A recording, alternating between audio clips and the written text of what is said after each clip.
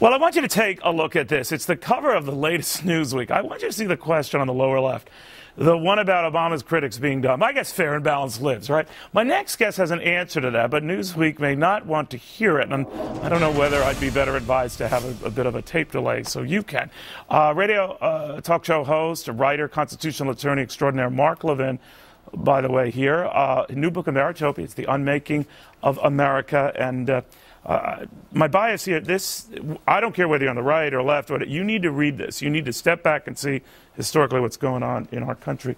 Mark, good to see you. Great honor. Thank you very much for coming in the flesh. Yes. Out of the bunker. Rick Santorum vest, by the way. This one has Neil written on it. Very attractive. That's fine. That's fine. We're going to start this way. You want it? No, I don't. All right. My first and obvious question is. Yeah. You have argued this is a process that's been going on, that in the quest to sort of make us a sort of a utopia society where we're all the same, we have killed ourselves. And you go back and argue this has been at the behest of Republicans, it's been at the behest of Democrats. It's a bipartisan sort of a besmirchment of our Constitution. Explain.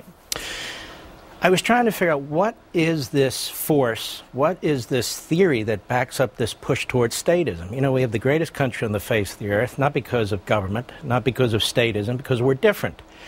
And the American spirit, the American people have a meaning, you know, shining city on the hill, the American dream, all these things. The founders didn't invent these ideas. They instituted them. So where do these ideas come from? On the other side, what is this force that allures millions of people to their own enslavement, to their own demise? And I wanted to take a close look at that. And where else do you start but Plato's Republic? And I looked at Thomas More's Utopia and a number of these what's your big fear? You're saying that we're building our own casket here? My big fear is we're already in a post-constitutional America. We are, in so many respects, we've distanced ourselves from our founding.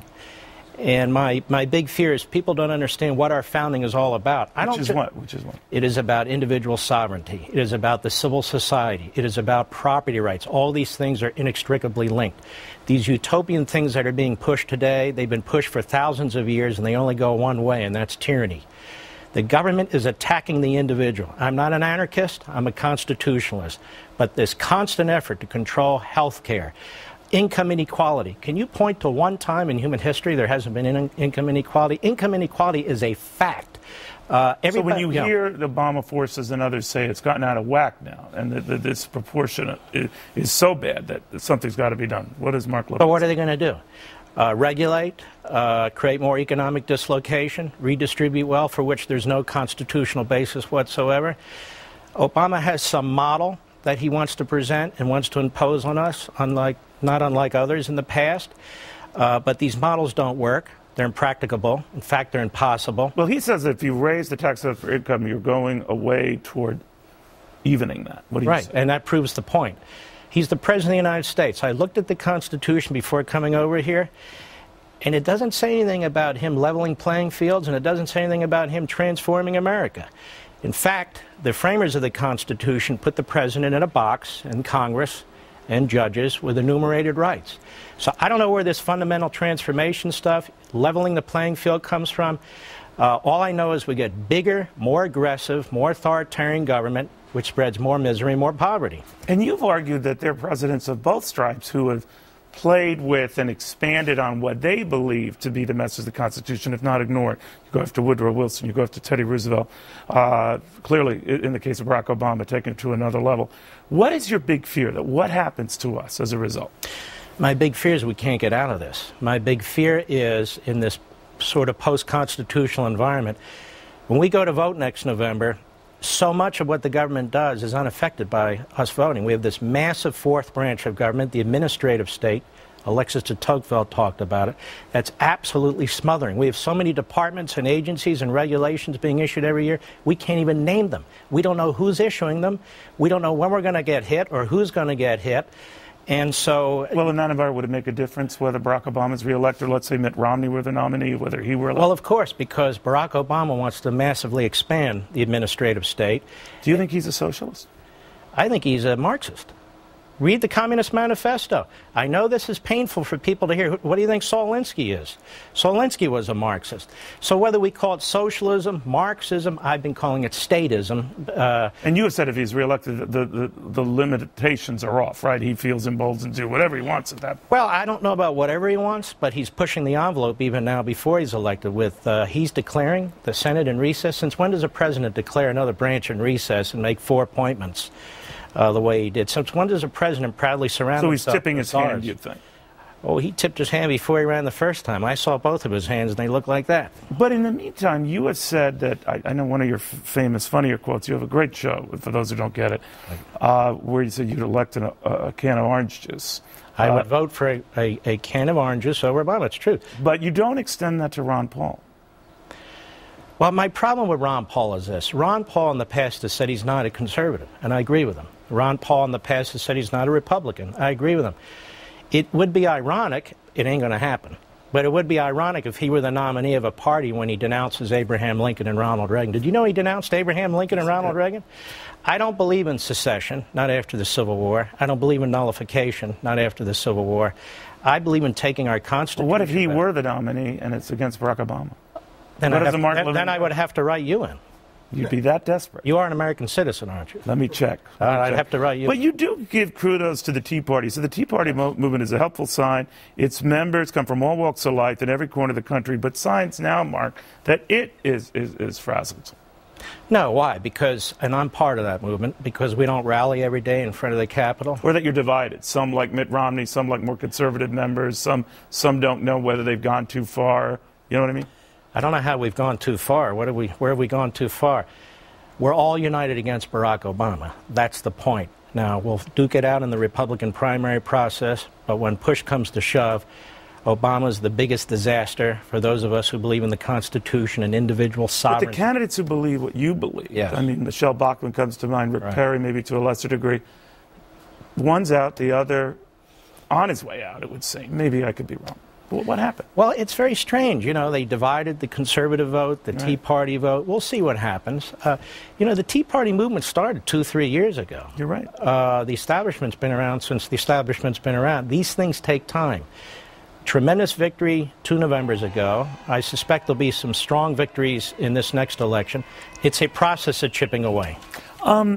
You talk a little bit about the attitude right now, going back to Wilson, the idea to centralize and consolidate power in the federal government, redefine the relationship between it and the individual, sort of like the battle of our time and our times.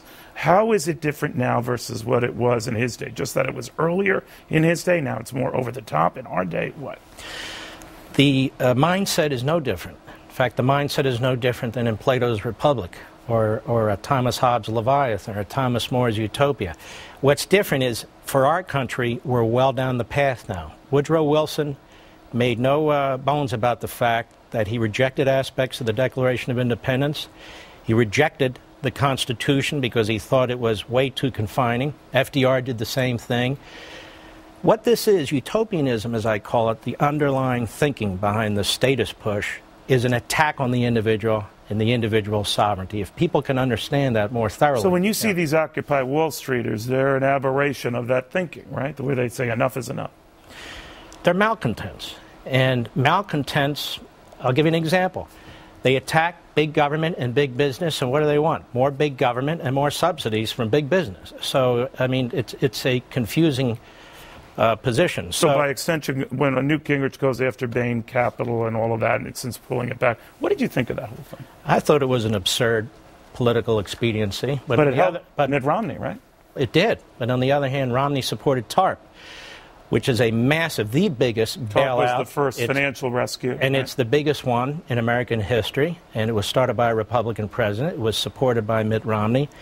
So these things need to stop. So you wouldn't rescue anyone. President Levin, if we ever had one, would not support any rescue for anyone. No, I wouldn't. That's correct. Okay, so would that be penny wise, pound foolish? You know, the argument for, and I agree with you, we were critical of the rescues at the time President Bush had them. The argument for them, Jack Welch was here, the late, great Jack Kemp was here, and they argued, you don't know what we would have faced had we not done it. Of course, you can't prove a negative, right? But you saying better... I do know what we would have faced had we not done it. The system would have cleansed itself.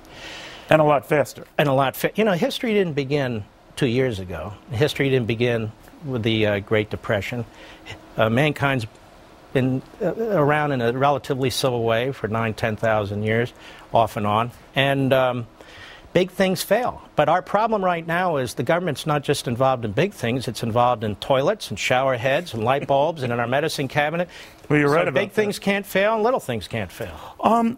For a lot of your fans who know you very well, Ameritopia rings more historical than flamethrower. In other words, you don't go ripping people a new one as you do, let's say, on your very popular radio show. Is that by design? No, I mean, my radio show, we get into a lot of cerebral stuff, too. I think we talk a lot about the Constitution and history. Except when you get liberal callers. Well, I get certain callers who are looking for trouble, and they get trouble. It's just the nature of the beast. The other night, a guy who claimed to say one thing, I think he was going to be a liberal caller, yes, but he lied. He was someone else. Right. How do you screen that? Or do you? And then once you discover, do you just go after them? Once they get through the screener, I screen it on the air. Yeah. He's a liar, so I get rid of him. You don't have to, if you're a liberal, you don't have to lie to get on my program. All that's required if you're liberal to get on my program is speak in complete sentences. That's all. So your candidate for president right now would be who?